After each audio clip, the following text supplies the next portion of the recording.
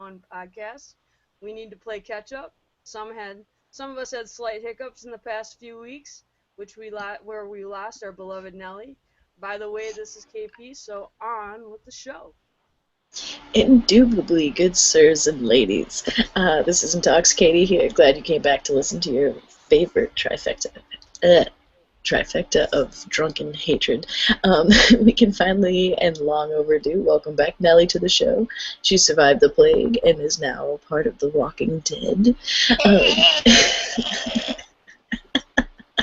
We thank you all for sticking around and waiting for us. Travel got the better of these two.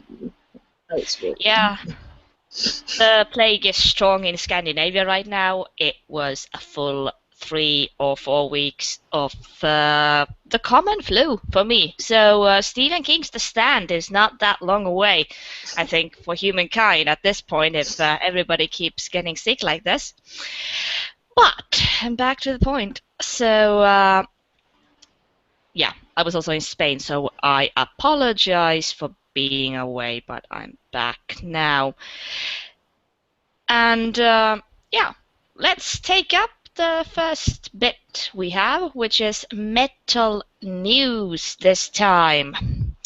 And I can go first, because for me, there hasn't really been that much news. All my newsfeed and all the heads of those I know have only been filled with immigration issues instead of the good old metal, which is sad. Even the big albums from the likes of Slayer and Iron Maiden, all of those have gone like completely unnoticed because of immigration. Well, sometimes it's like that. The problem is that I think that the new albums of Iron Maiden and Slayer are actually pretty good, but nobody's paying attention. Does that mean that the metal giants have died? Or maybe nobody's just interested anymore? Well, I don't know. Um,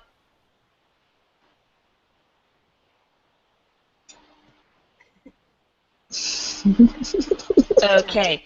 Yeah, Nelly? I just had a small 9 o'clock lockdown there from my brain. Yeah, the only thing besides immigration that people are actually interested in is still Ghostis Meliora, and that is a good thing. And I think that Chrissy, you agree with me. Oh yes, yes, yes.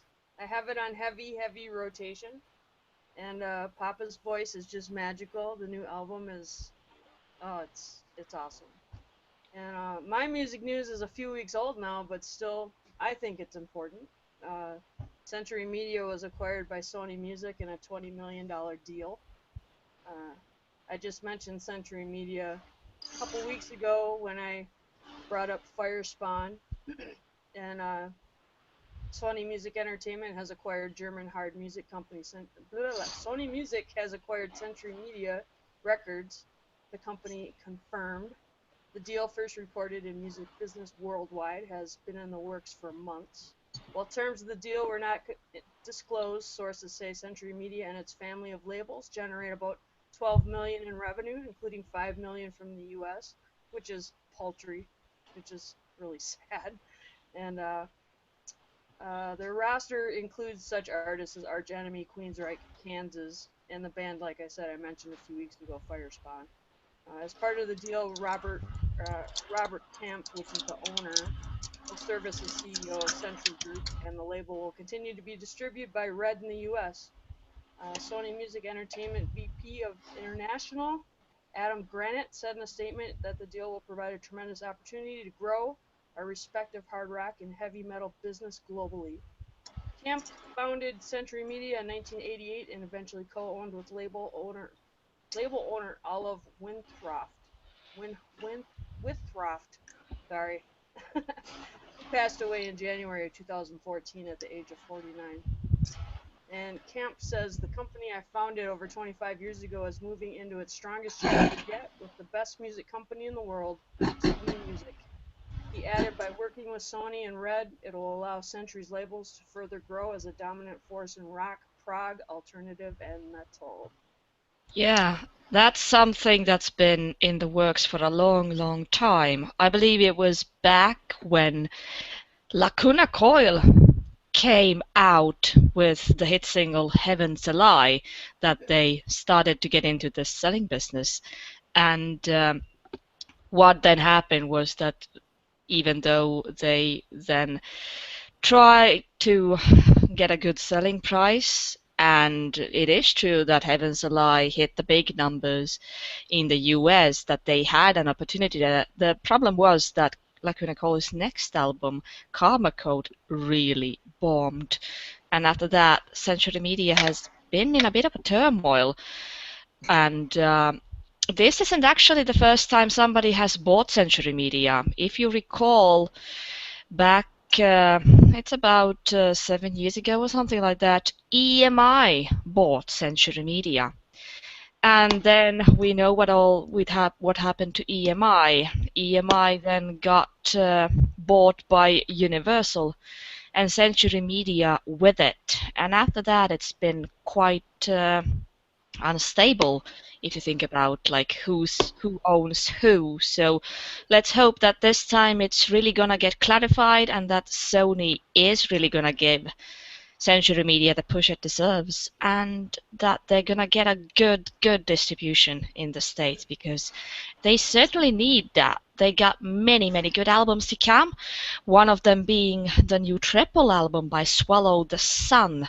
The Doomy Finns recently announced that they're gonna be coming out not with one album but a triple Doom album this fall. So I, for one, am really looking forward to that one. So let's hope all the best for Century Media and also for Swallow the Sun. Did I just speak Swedish and English in one sentence? Yes, I did. Good for me. But anyway, yeah, Swallow the Sun and Century Media, I hope both of you the best for this fall. Let's hope it's a success. To some live things, I think Katie had a good announcement to make. Yeah, absolutely. Right before we started, we were talking about Hell's Head Bash, which is going on as we're recording. So far, it looks like they have an awesome turnout as far as Facebook pictures go. But coming up in the coming weeks, we have Shadow Woods Festival over in Maryland. They have a killer lineup of death, black, and thrash, and it's actually in the middle of the woods in cabins and tents and shit. That's September 25th to the 27th. It's Bing, yes, Bing, BYOB, bring your own booze and all that. Due to having a job, I can't make it. Therefore, everybody needs to go in my stead and have an amazing time. And I want you guys to come back with stories, which brings us to traveling, because a lot of people are traveling to go there, and you guys just traveled. So that's my tie-in. Thanks to all the wine I've been drinking tonight. So during week 4, KP got to go into the woods, got to go out to the lake, you got to go to Spain and get stuck there, and yeah. So entertain me with your stories from afar. Yeah, I'm having a technical difficulty here. My QuickTime is not recording. Okay. Can you try and put it on again? Yeah, give me 1 second. I'm sorry. No problems. While Chrissy's working on the problem, I can share something related to those woods festivals. Yes. As in Finland, it's very common to have festivals with camping. I mean, most of the people who actually go to festivals, and especially metal and rock festivals in Finland, they expect to go camping. We all got tents, we all got sleeping bags ready. It's more of a it's strange to have a festival where you actually wouldn't go camping.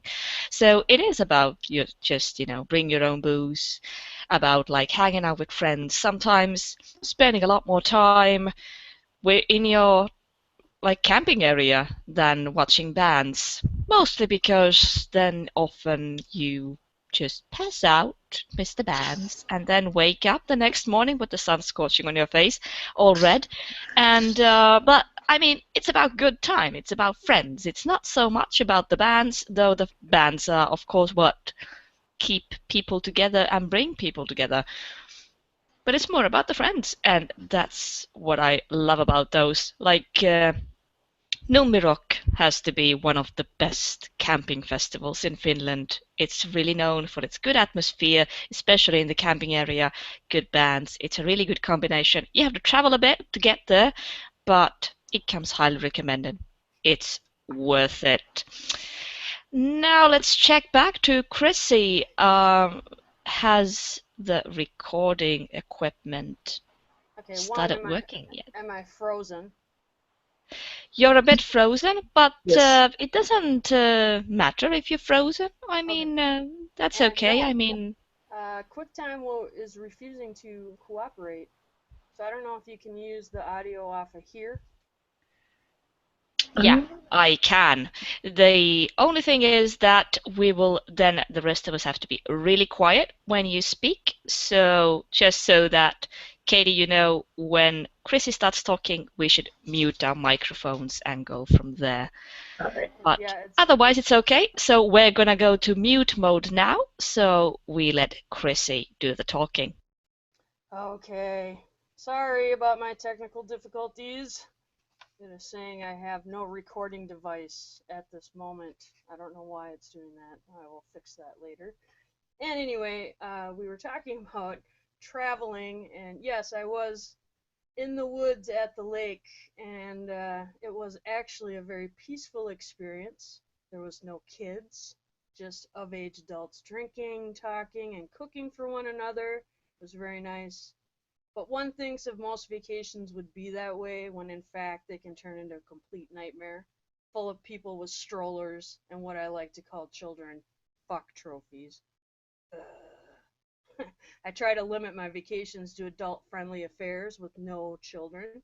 Um, Music events in faraway lands, or like I said, adult only at the lake house of a friend. But anything to escape from work is a vacation for me, so weekends are weekly vacations at home with whiskey and wine and sex and recreational whatever. So it's yeah, that's my vacation, because vacations cost money, and so weekends at home are as good as it gets for me right now until I can get out of here. So that's all I have to say. Well, I can agree that vacations can be best being just weekends at home. For me, I just spent a lot of time in Spain, and I discovered a sweet, laid-back country. No timetables, no stress, just a warm weather, cool times, and a really shitty internet. And I mean it. It was horrible.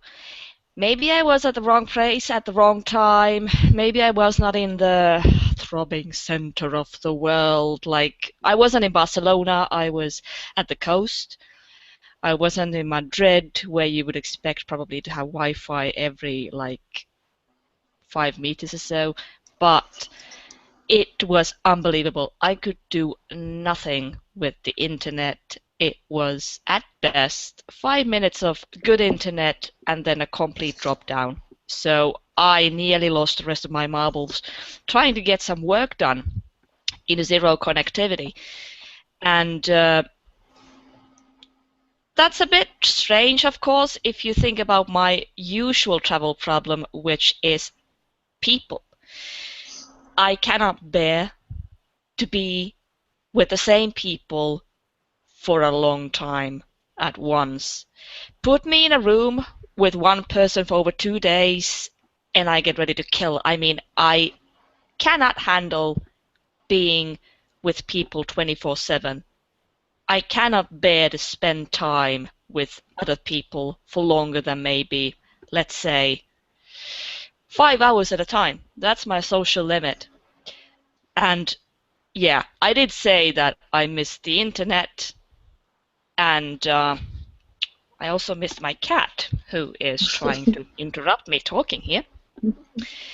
But internet I need for working, because even though I don't like people, I like working and I like money. So those two, yeah, they're separate things. So I miss the internet, but I hated being with the same people because, of course, I was traveling on a strict budget, and therefore I was staying with my mother and being in the same house with my mother for 10 days. Yeah, you can say that it got a bit it got a bit tight there, but I think you guys can agree that it's not good to travel with certain people. Absolutely. I travel alone. Yeah, I mean, I've always been able to travel with like one or two of my friends I can hang out with like every day of the year, whatever. But definitely that last time I jumped in a van and was forced to hang out with the same people for 2 straight weeks, I lost my shit in the desert. But with and I lost my shit in the desert. That would make a perfect name for a song. Dude, Used Tampon Nunchucks is totally writing that song. No, it was miserable. It was like, it was fine. It was fun for a while, but it just got to a point where you're just like, fuck the desert, fuck this fan, and fuck everybody in it. I just want to go home. Which is why I'll never tour through the desert again. But one thing that does tie into the more fun aspects of traveling or just vacation or anything is alcohol stories. Everybody has a bad story or a good story or just like that one night. So since we do have this extra time this week, I bring to you all, how many drinks have you had tonight? I mean, come on, my name's Intoxicated for a reason. Yes, tea, whatever. I have to say that I have a lot of stories that will span throughout this entire podcast, that whatever we do, how long we ever do it, whatever. But today I'm going to talk about Wrath of the Goat Fest a couple years ago. So I used to be a Jaeger person, wicked bad. I could drink like a whole bottle of Jaeger, be fine, whatever. And we're at this festival. Yeah. And we are at this festival. It's in like some bumfuck city in Pennsylvania. And Murm was playing, Neldareth, a bunch of other bands. I think Krieg was there. I don't know. But we're playing, we're getting hammered, and the promoter, and this was actually the first show that we used real blood at, too. So the promoter came up and was like, "Oh, let's all do a shot of blood." I'm like, see, like sober me was like, "That's a really bad idea," and the drunk me was like, "Yeah, no, you should do that." So I did, and then ran outside and continued to vomit up all of the blood, and it was horrible. So then I fixed it by, drinking more Jaeger, and a bottle of mead, and another bottle of mead, and about 3 other bottles of mead. And there's a picture, which I will find and post at some point, I swear, of me just curled up, using the bottle of mead as a pillow, like this bottle of wine. So yeah, that was one of my stories. That's kind of how I got Intoxicated as a nickname. But yeah, so that was that. Yeah, I think we all got a bit of quite a bit of cool stories about being drunk. I didn't actually drink at all before I turned 18. My mother was an alcoholic, is an alcoholic, and I really didn't appreciate alcohol because of how dumb it can make you look. But when I got into the music business when I was 18, well, there really wasn't much choice there. I just started drinking, and probably because of my very, very clean liver, I was able to, drown 1 bottle of vodka without seeming that drunk or even having that much of a hangover. So those were good times, but of course I'm over 30 now, and it really is not the same anymore. I can maybe drink one cider and I'm gonna have a hangover from hell after that. But from those times of drinking and partying, I do have one story that's pretty disturbing in a way. I was out with my label co-workers. It was the year 2000, and the place was Tampere in Finland, and the happening was the Music and Media Festival, where all the people from labels, from all the buyers of different record stores, everybody just gathers there, has seminars, listens to bands, and just has a good time. And we did have a good time. We drank a whole lot. We had been drinking since noon, and from noon until 2 in the morning, well, that was quite a many bottles of cider, vodka, champagne, whatever. The booze was flowing. Money was not an object. I mean, we just went for it. I just taken the last of the last Dom Perignon bottle that we had on our table. It was 2 in the morning, and I thought of going to the bathroom. And when I was going, I saw a girl that I knew. I knew her face immediately, but then I realized I was too drunk to remember what her name is. And it really was killing me because I remember that the girl is really nice. I really like her, and I really go when I talk to her, but I was embarrassed about what am I gonna do because I can't remember her fucking name. Well, then anyway, I thought for a while, and I thought that okay, I'm just gonna go to her. I'm just gonna go talk to her. I'll just go say hi, and eventually it'll all come back to me. So I started to, you know, just fuck it. I'm just gonna go and say hello to her. It's all gonna fix itself. And then I bumped into a mirror. I had been staring at my own reflection the whole time. And that was about the moment when I decided that maybe A, it's time to go to bed, and B, maybe a little less booze is also okay. And yeah, I had a good time though. So that counts, right? That was great. Well, you are a really nice person, Nelly. Thank you. I think what's best is like I read through that on the script and I just totally missed that you were looking at yourself in the mirror, and I read it as you like just walked into a wall while trying to talk to this person. So your story was way better than I thought it was. I love you guys. Yeah, it's a little Sid Vicious story. Did you break the mirror, or did you just walk into it? No, I just walked into it. It was like a whole wall made of mirror that was beside like the bathrooms. So I just bumped into it nose first because my nose is quite big.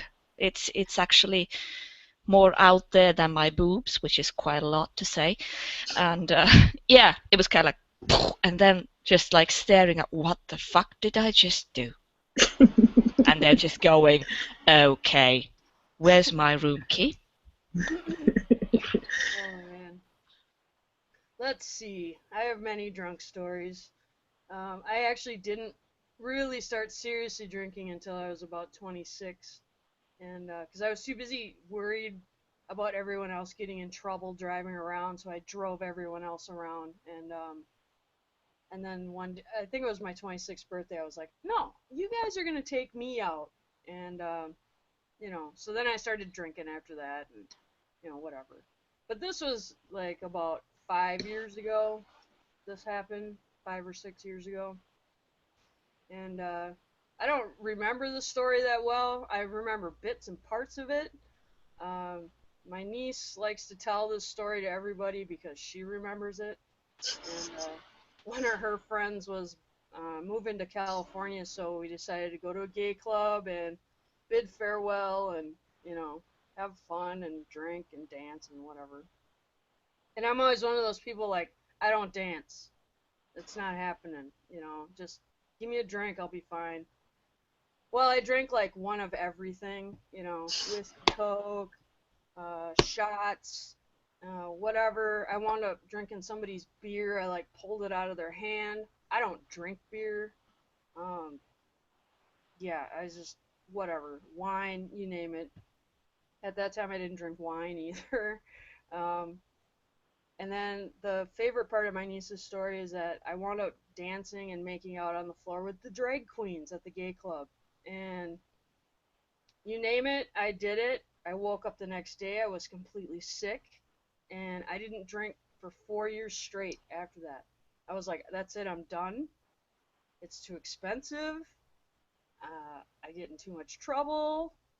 At least I didn't drive that night. You know, it was like I'm making out with drag queens who have better makeup than I do and better hair. And yeah, the funny thing is that same friend is in town this weekend from California visiting, and I'm going out with him tomorrow night. And I drink again, so we'll see what happens. My cab is already on reserve, and I plan on having another good time at a gay bar. So it's a holiday weekend, so we'll see. We could have another good story on our hands. Yeah, we never know. Never know. Next week's broadcast will definitely be preceded by a viewing of song Gay Bar by yeah. Electric Six. Yeah, maybe some photos and some video, some link to some video, and yeah, me and gay bars, we have fun at the gay bar. Yes, we do. Everyone thinks I'm a lesbian, and I'm not, but you know, I have fun anyway. I don't care. It's like, That must be another trait of us being twins, man. And I'm actually a transsexual gay man, so that's all right. okay. I knew I it. swing whichever way suits me at the given point. No, actually, I have like X and Y chromosomes, so like technically I'm a woman, but then again, if you look at the genetics, you'd probably think that I should have been born a man. So that kind of explains it. Maybe that's That's my hot. problem. My mom picked out a boy's name for me when she was pregnant with me. My name should have been Paul Vincent Pedersen. That's what she I said. was supposed to be Alexander. See? I'm supposed to be a boy. That's why I hate women. They're so stupid. I was going to be Kathleen, but I'm still Caitlin. But I can talk really deep like this sometimes. Was it like maybe somebody got the wrong name because somebody like misspelled when they were entering you into the register? I was supposed to be this, but what happened? Yeah, I think it was that my cousin got the name or something. I don't know. I like Katie better anyways. Yeah, and Toxic Kathleen wouldn't have been too. Yeah, no, it has a weird ring to it. I should have been Nello. Hello. I like the sound of that. Nello. That was a good typo. L-O, Nello. Nello. But back to a bit more depressing topics this week.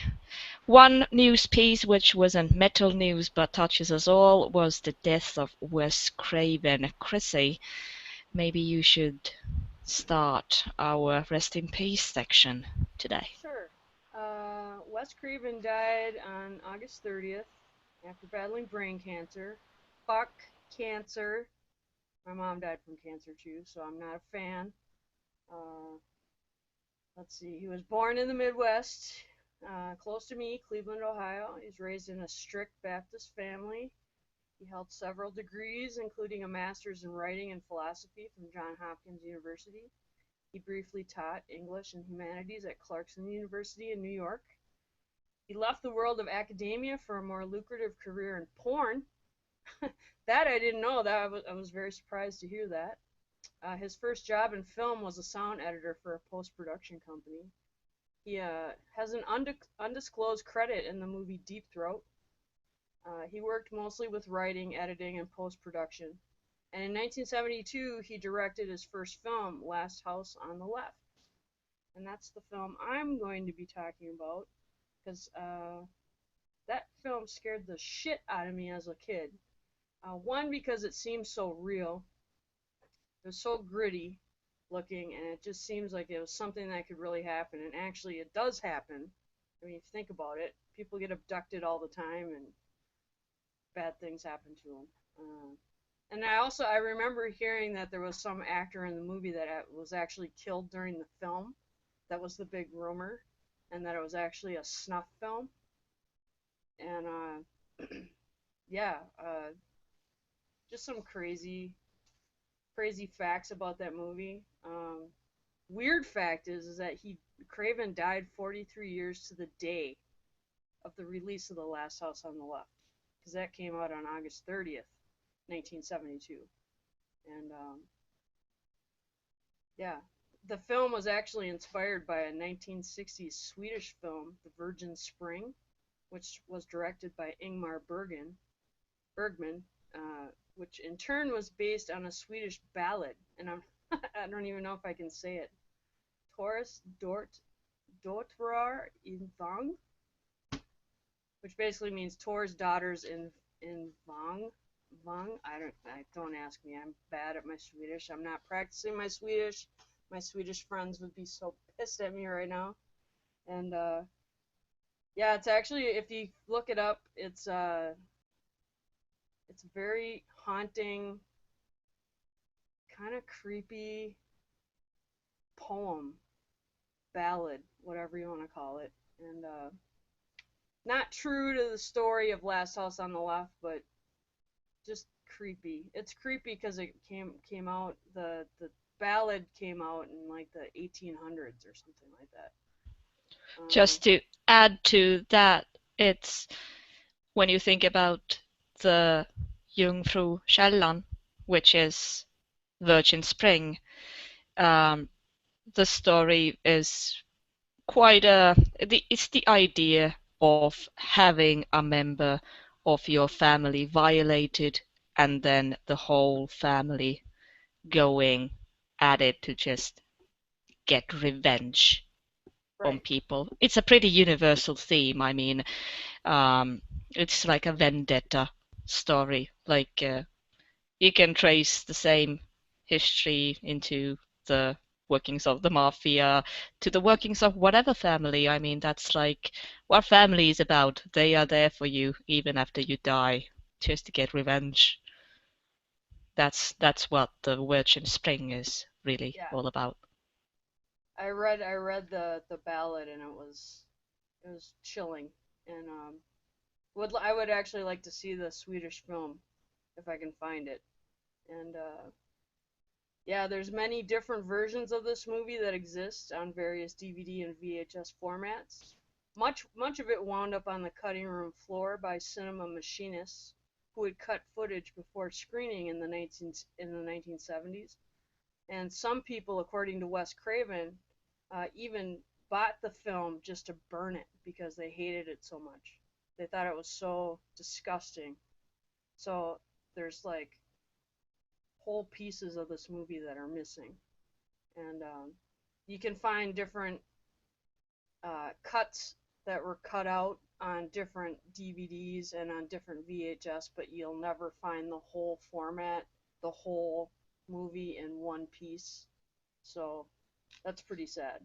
And it would be nice if it could all be put together as much as possible on one DVD at some point, especially now that he's not here anymore.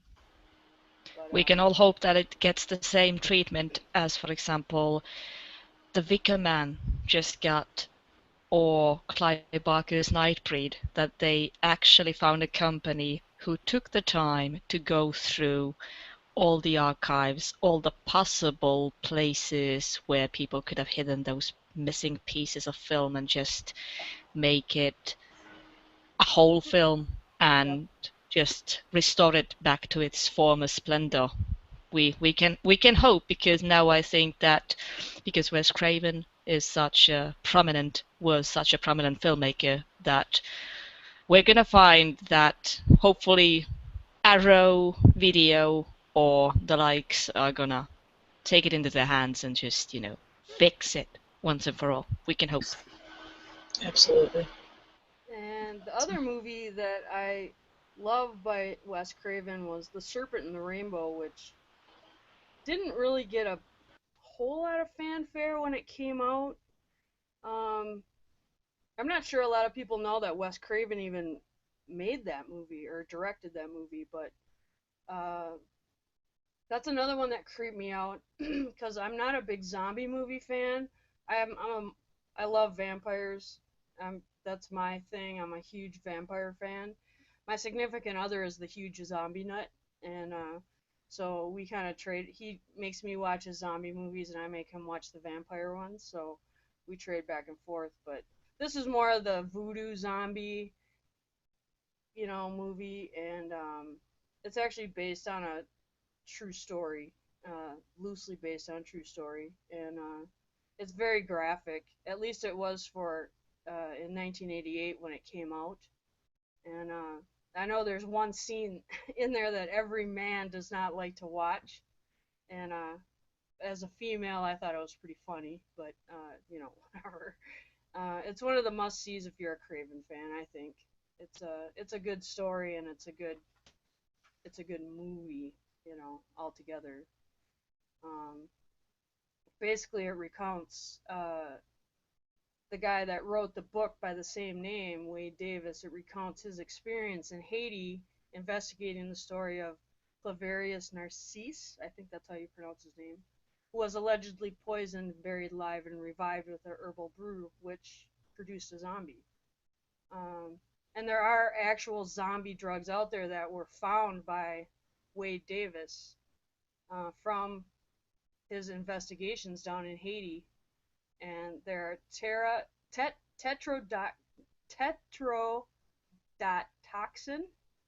That's a real drug that they use. Datura stramonium, and actually it's a weed. It's either called Jimson weed or devil's snare, and the other one was called scopolamine. Scopolamine, and that's an alkaloid that's made from that Jimson weed or devil's snare. And they actually use those. That scopolamine, they grind it up, and that's what they blow into the people's faces as a powder to make them supposedly hallucinate and think that they're dead. And so yeah, it was interesting to kind of research the movie and the background on it a little bit. So I didn't know that he actually found all those drugs for real. Because I've never read the book, but now that I've learned all this, I'd like to actually read the actual Serpent and the Rainbow book. And Yeah, it's a good book too. It's comes highly recommended. Cool. He actually did put it into a film quite perfectly. Everything that happens in that one, so those experiences they were pretty gruesome but very real. So don't go experimenting on things you don't fully understand. Is the lesson in that movie. don't go sneaking around Haiti unless you know what you're doing. Precisely, and don't think you know what you actually don't. So do your research better the next time. We could say to the anti-hero of that film. For me, Wes Craven, of course, represents all the Freddy movies, but I think what really made him exceptional is the fact that he worked all round on all of his films, as in he had a say on the makeup, he had a say on the script, the editing. He kept it all together, but at the same time he had a lot of humor in it, As in, he didn't take things too seriously. If you Google Wes Craven, it's very likely that all of the pictures you're going to come up with is with him smiling. And I think that even though, yeah, you can smile when you know your picture's being taken, but it somehow reflects that maybe he was the kind of guy who actually like did things with like a good attitude. Like he didn't really, he wasn't a dick like quite a lot of filmmakers tend to be. He was no Stanley Kubrick. He took care of the cast, all the people involved in the making of his films, and just had a good time. Most of his films, although they are very gruesome, they have a lot of gore and they can be very brutal. They also have a touch of fun in them. It's not tongue-in-cheek fun, but it's normal kind of fun. Like, for example, my favorite film is actually People Under the Stairs. I don't know if you guys agree, but that's a pretty fun movie. And even though it has like this, dark secret theme, it's not a comedy, but you do smile when you see it. Some of his later movies, when he did movies that were not that much horror, for example, Red Eye, that's more of like a standard thriller film with not that many laughs in it. But yeah, so maybe that was a bad direction for him. Katze, do not no. Katze, come back. Mommy's doing a podcast. So yeah, as I was saying, that his movies were best when they were horror, and his movies were best when they had that small touch of fun in them. And I hope that his legacy will be respected. And like we talked earlier, I hope that some of the films will be restored now, so we can enjoy them as they were meant to be. Katie, I guess you're one of the Scream generation girls. Yeah, absolutely. So seriously, this gave me nightmares so bad. It left me with like, I seriously think like severe scarring.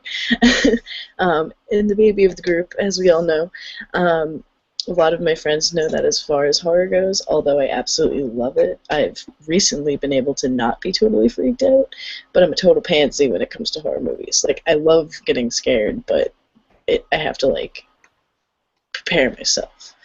And the reason is because of Scream. And since I've definitely watched, like, since the original time I've seen it, and I've been able to, kind of laugh at it, because obviously there's, like, that hilarity of it, of, like, okay, this is kind of funny. But, so, the story, I guess. I was in, like, a daycare. I was probably in, like, I don't know, first or second grade, so probably, like, 6 years old, maybe. And the daycare person, I don't know if she had like an inspector coming over or what. She was a sweet lady, like she was amazing. But she put all of us in a room to kind of like hide us from the inspector, because she was only supposed to have like 3 kids there, and there was like 20 of us. She put the older kids in charge, and this was around the time, I know all of the Scream movies were out at this point. I don't know what year it was, but so, like, the 12-year-olds were like, oh, we're going to watch Scream. So here I am, like, never seen a horror movie in my life. A little tiny kid in a basement watching Scream. And I just remember, like, we were watching the first one, and I remember seeing when she's, like, tied up at the tree, and, like, I heard intestines were out, and I just remember looking at her like, what the fuck is this? I shouldn't be watching this. But, like, a bunch of my friends were still watching it, so I was like, oh, I guess I'll stay down here. And I forced myself to watch until the scene, I think it's in the 3rd one, at the movie theater, where the guy goes in and he, like, puts his, head next to the thing. He gets stabbed through the stall. And I just remember, like, to this day, I get I can't go into an empty movie theater bathroom stall. like, like if I go in and it's empty, I'm just like, you know what, I'll hold it. I'll just go when I get home. But it like seriously like fucked me up. Like I couldn't watch horror movies because I just like remember being like that petrified as a little kid, and it got to the point where like I have vague memories of a kid as I like fell asleep with my parents. But it wasn't because I was scared, it was like a strategy. Because if I slept in between them, if anybody came in, like they'd get them before me and I could run away. So thank you, Wes Craven, for giving me like extreme amounts of paranoia. But yeah, I mean, Ruined obviously, childhood. yeah, I mean, it helped me eventually because now I'm just like, oh, this stuff's really creepy. I like it, but oh my god, this is really creepy. I remember I used to think Scream was just, you know, standing in my closet waiting. I was horrified. That But mask. yeah, dude, scared the crap out of me. But Have to say though that the Scream TV series has been a bit of a disappointment so far. There's too much. I know Wes Craven was involved, but there's too much teenage drama, and it's a bit too predictable. It kind of misses the point, I think. It's missing the meta point of the Scream movies, as in taking the horror cliches, and suddenly it's not about that. It's about just this, you know. Yes, I don't like Jersey Shore. I don't like teenage drama. I hate drama. Anyways, so yeah, the series, not living up to what I expected. nope. But then again, it's not Wes, so There you go. So yeah, did we fly through that script but already? yeah, I think we covered it up quite well. But we are ticking on 52 minutes, so Oh, okay. this has been a very good extended edition today. Maybe we could wrap up the show with just saying that thank you, Wes Craven, for everything you've given us, and thank you for everything you've given to the movie world, all those images and all those characters. We wouldn't be the same without them. Without them, we'd not be normal, but we'd be a lot less interesting, and our dreams would be a lot more normal. And that's not fun. Dreams Yeah. need to be over the top, because who'd like normal dreams? I mean, who wants normal life? I don't, and I don't have it. Thank you for getting into porn and getting into movies. That's a good way. Yes. Porn is a good way to get into things. I mean, it must be a hard job to make that actually come out at the right time and sound right I in can't relation to believe what's he happening on wrote- screen.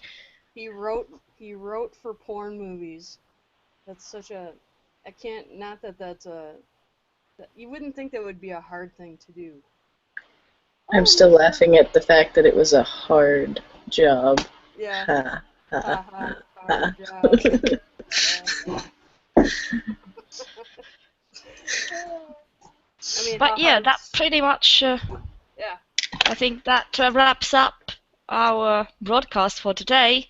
And it's time for some shout-outs. This week, I would like to give a shout-out to a band I've been listening to. It's not exactly metal, but it's kept me in good spirits while I was in Spain, and they're going to be coming out with a new album this year, hopefully. It's The Birthday Massacre. It's more of an electro type of gothic rock, but they have a pretty cool image with all the stuffed bunnies and gruesome dolls, all made up by the band themselves, and the band followed that theme onto the stage as well. So if you are in the States, you might be able to catch them live soon. So check out the Birthday Massacre.com and check out the dates and check out the albums. I'm pretty sure you will not be disappointed. Awesome. Well, I have a shout out. I was going to wait till next week, but I'll do it right now if that's okay. Okay. Okay. My shout out is Antiverse from Minneapolis, Minnesota. They're an extreme metal band from Minneapolis, Minnesota, like I just said.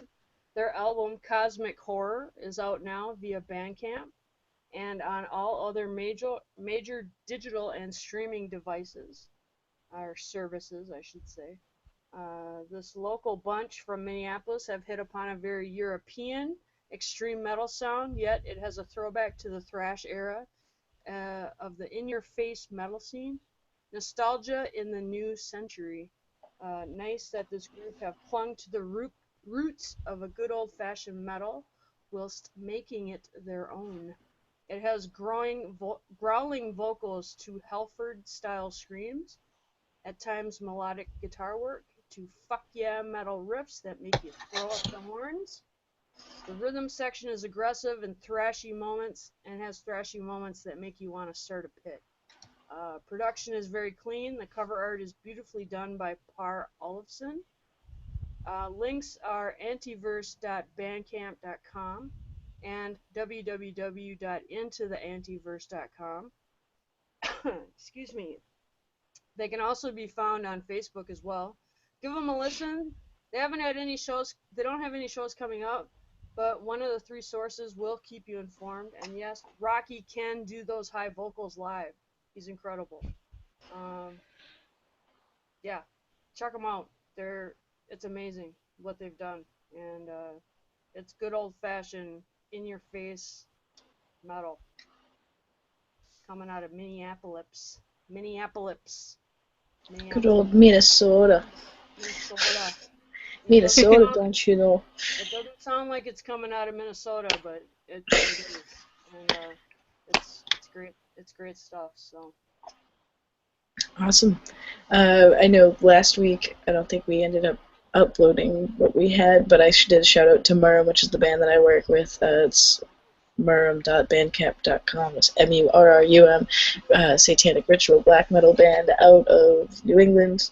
Other than that, my shout out isn't actually music. Odd.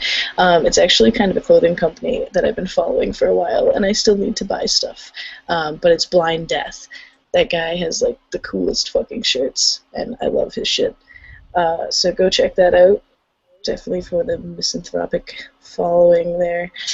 Otherwise, thanks for listening.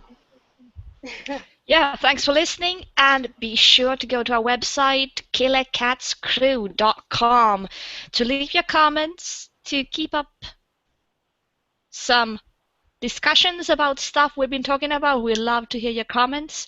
Also, be sure to go and like our Facebook page, and of course comment there as well, and invite your friends to do so as well. We are the Killer Cats Crew, and we thank you for this week. We don't have a schedule for next week yet, but we will be sure to find some interesting topics for you guys, which we will be announcing as soon as we can. That's all from me for this week. And from me, hey, you can always give us suggestions. We're always willing to take suggestions for shows, so give them to us via all the places. You know where they are. FB, Twitter, whatever. And thanks for listening. This is KP. Toodles. Later. Bye-bye.